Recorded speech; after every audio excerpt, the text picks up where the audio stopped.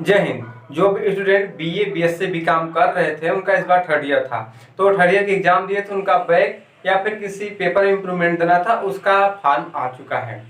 Form का date जो कि अच्छा खासा मिल गया है, जो कि 8 सितंबर से लेकर 22 सितंबर तक दिया है। उसके बीच में आपको फॉर्म भर लेना है। लेकिन फॉर्म को कैसे भरना है, चलिए उसको देखते हैं।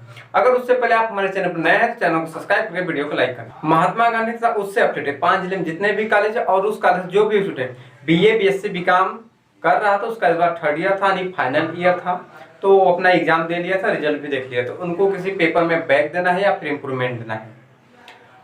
तो इसमें दो बैक और इम्प्रूवमेंट है। जिसको केवल राष्ट्रगौरव या पर्यावरण में बैक देना है उसके लिए अलग फॉर्म है, और जिसको किसी सब्जेक्ट में जो मेन सब्जेक्ट है उसमें बैक देना है, उसके ही साथ साथ राष्ट्रगौरव पर्यावरण में देना है, उसके लिए अलग है। मैं दोनों प्रोसेस बताऊंगा और फिर उसके बाद दोनों का लिंक आपको वीडियो डिस्क्रिप्शन बॉक्स में दे दूंगा। तो चलिए देखते हैं फॉर्म कैसे भरना है। फॉर्म भरने के लिए आप महात्मा गांधी की वेबसाइट में जाके एग्जामिनेशन वाले सेक्शन में जाके वहां से भी खोल सकते हैं, या फिर मैं आपको लिंक दे दूंगा जिसमें दो लिंक रहेगा। जो कि पहला लिंक रहेगा वो सब सब्जेक्ट के लिए, दूसरा जो रहेगा राष्ट्रगौरव पर्यावरण के लिए ही बस रहेगा। आप लोग ये ध्यान दीजिएगा, आपको बस पर्यावरण या फिर राष्ट्रगौरव में बैक देना है, या फिर आपको सभी सब्जेक्ट यानी कि जो आपका physics chemistry math bio Hindi English उसमें देना है, और उसके साथ साथ पर्यावरण या फिर राष्ट्रगौरव में देना है, ये देख लीजिएगा। तो जो आपका लिंक होगा उसमें ओपन करिएगा। फिर उसके बाद आपको आ जाएगा एग्जाम टाइप में। तो एग्जाम टाइप में आप सेलेक्ट कर लीजिएगा, आपका बैक है या फिर इम्प्रूवमेंट है, या फिर आप प्राइवेट एग्जाम दे रहे थे, प्राइवेट एडमिशन था उसका बैक था, या फिर इम्प्रूवमेंट था। उसके बाद जैसे सेलेक्ट करेंगे तो आपका जो कोर्स रहेगा वो आपके सामने आ जाएगा, वो उसको आप सेलेक्ट कर लीजिएगा। फिर उसके बाद आपको आएगा सर्चिंग, उसमें रोल नंबर इनरोलमेंट दिखेगा, तो आप लोग इनरोलमेंट नंबर वाला सेलेक्ट करिएगा। फिर उसके बाद साइड में इनरोलमेंट नंबर डालिएगा।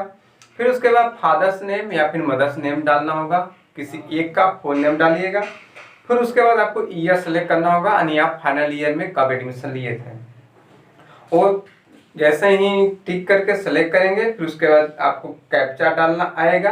कैप्चा डालकर आप सबमिट करेंगे। जैसे ही सबमिट करेंगे आपके पास सर्च रिजल्ट आएगा, जिसमें student name enrolment number registration roll number father name mother name ये सब बेसिक डिटेल आपको शो हो जाएगा।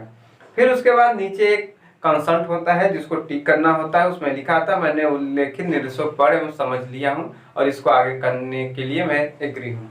उसको टिक करके प्रोसीड टू रजिस्ट्रेशन फॉर्म करना होता है। फिर आपके सामने पूरा रजिस्ट्रेशन फॉर्म ओपन हो जाता है, पूरा इसमें डिटेल दिया होता है। चलिए मैं इन सबको सेक्शन वाइज समझा देता हूँ क्या इसमें क्या फिल करना है। तो सबसे पहला सेक्शन आता है स्टूडेंट्स डिटेल।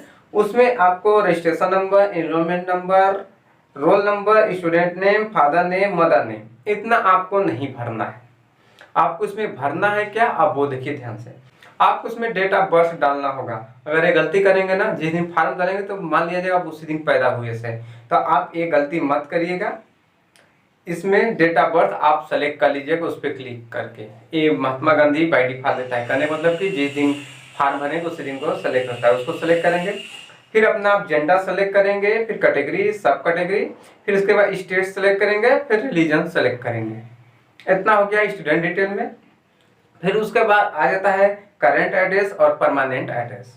तो करेंट एड्रेस यानी जो आपका परमानेंट होगा वही करेंट रखें तो ज़्यादा बेटर होता है। फिर house number plot number landmark ETC डालना होता है। फिर उसका सिटी टाउन विलेज डालना होता है। स्टेट सेलेक्ट करेंगे, डिस्ट्रिक्ट सेलेक्ट करेंगे, पिन कोड डालेंगे। फिर वही सेम चीज आप परमानेंट में करेंगे, वहाँ लिखा रहता है पीला में कॉपी फ्रॉम करंट, करंट से कॉपी कर लेगा। फिर उसके बाद मोबाइल नंबर डालना होता है। फिर उसके बाद ईमेल आईडी डालना होता है। फिर उसके बाद मीडियम डालना होता है पेपर का।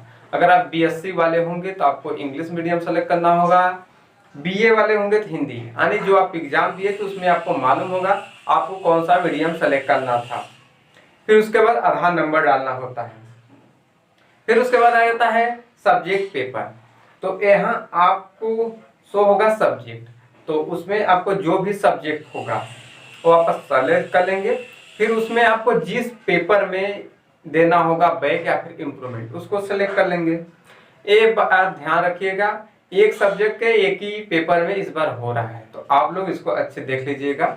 अगर आपका 2 हो जाता है तो आपके लिए अलग ही बात है, लेकिन एक हो रहा है इम्प्रूवमेंट के लिए, बैक वाले भी अपना देख लेंगे एक हो रहा है कि 2, और ध्यान दे लेंगे उनका किस पेपर में बैक लगा हुआ है। फिर उसके बाद कंपलसरी करके देता है राष्ट्र गौरव पर्यावरण। अगर आपका किसी सब्जेक्ट के साथ राष्ट्र गौरव पर्यावरण में बैक लगा है तो इसको आप टिक करेंगे, अदरवाइज इसको बिना टिक किए ही ऐसे चुपचाप छोड़ देंगे।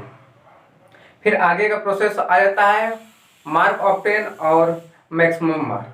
आप जो नंबर पाए होंगे थर्ड ईयर में वो डालेंगे उसमें, और जितना पूर्णांक रहा होगा 1800 वो डालेंगे।